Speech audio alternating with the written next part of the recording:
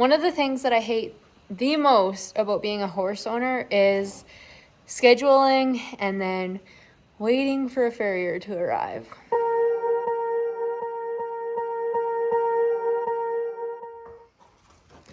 So we are just hanging out here at the barn. We got Diesel and Junior just hanging out waiting for the farrier to arrive. He's supposed to be here at noon. It is now 12:02, so hopefully he'll be here soon. The last time I waited for him, I waited for over an hour, and then I texted him and then realized that, oh, he got his dates mixed up. So I'm pretty sure that's not happening today. Fingers crossed.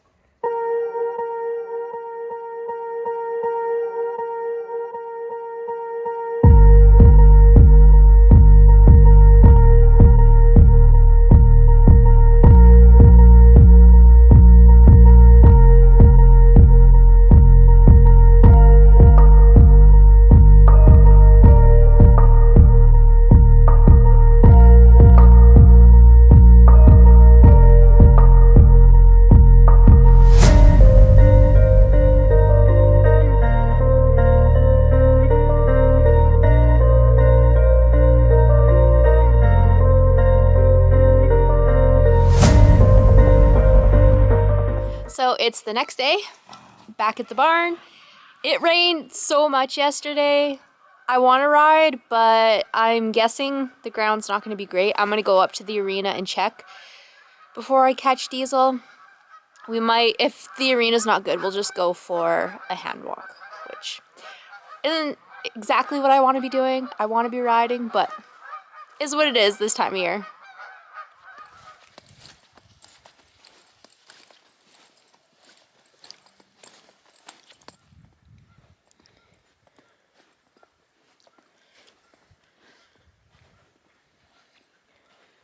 So it's kind of hard to tell.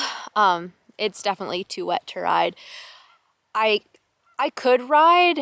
I'd probably have to stick to like a walk, maybe a jog. But you have to remember, I've been really paranoid about Diesel's feet since the August incident. And I just don't want his feet getting like intentionally super muddy. So we're just gonna go for a hand walk today. So as you guys saw in the earlier clips, the farrier came out yesterday. That was the first time the farrier's been out since he had his injury where the vet diagnosed him with an abscess, which I have said repeatedly, I think that diagnosis is wrong. Just the way it resolved itself, I'm pretty sure it's wrong. And the farrier looked at his foot, couldn't see anything, no indication of an abscess, so at this point, it's kind of irrelevant because he's fine. He's completely healed. So, I don't know. Does it really matter? I guess not. But I'm pretty sure it wasn't an abscess. So,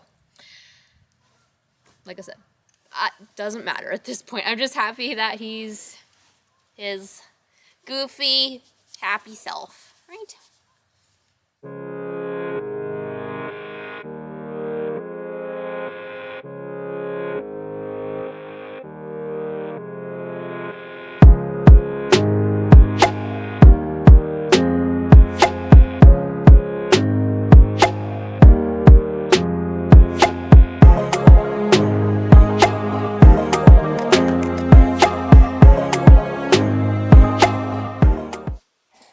So a couple of videos ago, I mentioned that Diesel's mane was acting goofy. So he's got this part on this side and then the rest is falling on the other side. It has always been on this side, the whole mane.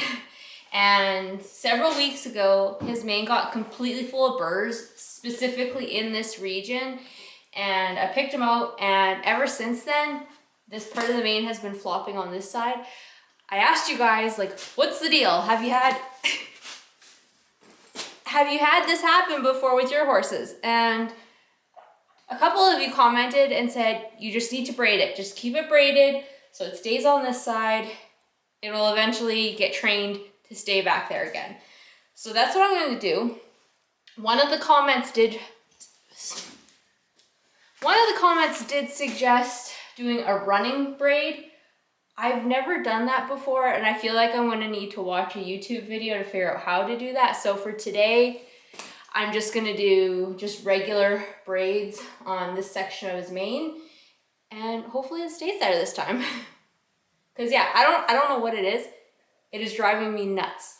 It's like my A-type personality is just like cringing at this situation.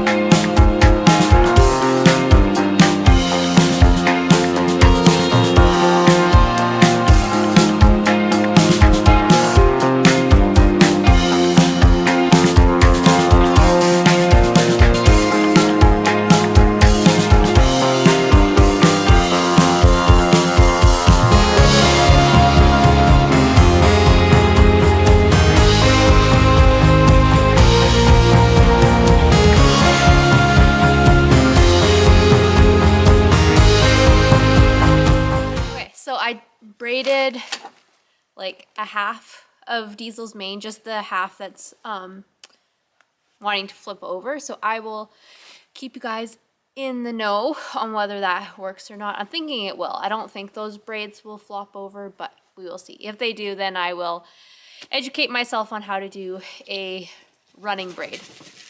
I feel like I'm in a bit of a slump with horsey stuff right now.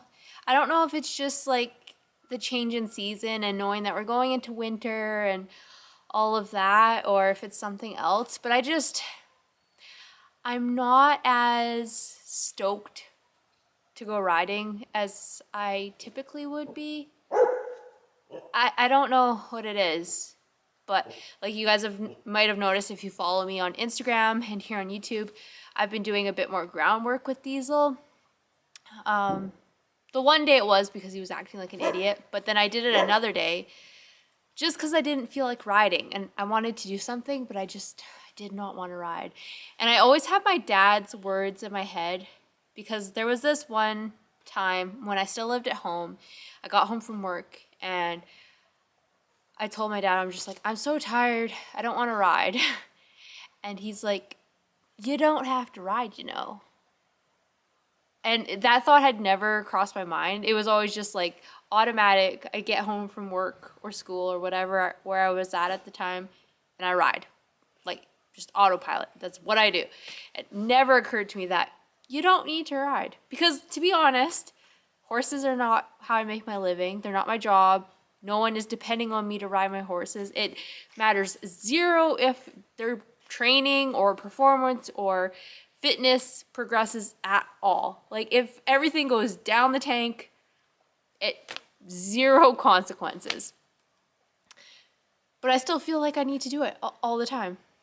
And right now I'm feeling like I need to force myself a little bit, which is unnecessary because it's supposed to be my hobby. Horses are supposed to be fun. So I don't know what I need to do to get out of this slump. I don't really want to stop riding because I know my days are numbered before winter. So I kind of want to capitalize on the nice fall days that we have yet.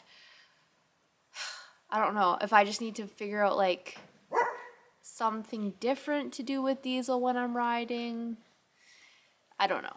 So I'm going to have to ponder that. If you guys have any ideas on how to kind of get out of a riding slump, put it in the comments. I will take any suggestions that I'm given because, yeah, I don't know what to do.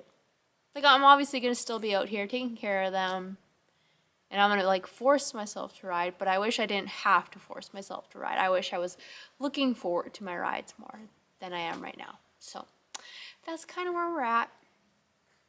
Be sure to follow me everywhere at Strong in the Saddle. I will just say, I feel like part of this is just being like stressed overall. That's part of why I feel like I'm in a slump. I think I need a break from social media, or like a massive scaling back of social media. I've been posting reels every day for I don't know how long on social media, on Instagram. It's a lot. I'm burnt out on Instagram for sure. So you might see me a little less on Instagram. I'm not going to go away completely, but I'm definitely going to be here on YouTube as much as I can, a little less on Instagram. So either way, follow me everywhere at Strong in the Saddle. And until next time, remember, it's always a good day to ride.